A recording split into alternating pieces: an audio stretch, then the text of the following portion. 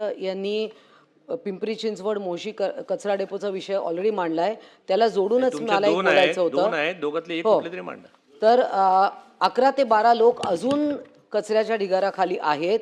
माझा एवढाच मुद्दा आहे की त्यामुळे सर्व प्रकारची तात्काळ चौकशी करत दोषींवर कठोर कारवाई करण्यात यावी व अशा प्रकारच्या दुर्घटना टाळण्यासाठी मोशी कचरा डेपोमध्ये सुरक्षित, वैज्ञानिक व पारदर्शी कचरा व्यवस्थापन प्रणाली तातडीने कार्यान्वित करण्यात यावी आणि या ठिकाणी काम करणाऱ्या स्वच्छता कर्मचाऱ्यांच्या जीवित व मालमत्तेच्या सुरक्षेला सर्वोच्च प्राधान्य द्यावे अशी मागणी मी या पॉइंट ऑफ इन्फॉर्मेशनद्वारे करत आहे. त्यात मागील 3 दिवसापासून दूषित पाणी पुरवठा होत असल्यामुळे अनेक अधिकारी व कर्मचारी यांना उलट्या, जुलाब आणि पोटदुखी, ताप अशा गंभीर स्वरूपाच्या आरोग्यविषयक समस्या निर्माण झाल्या आहेत.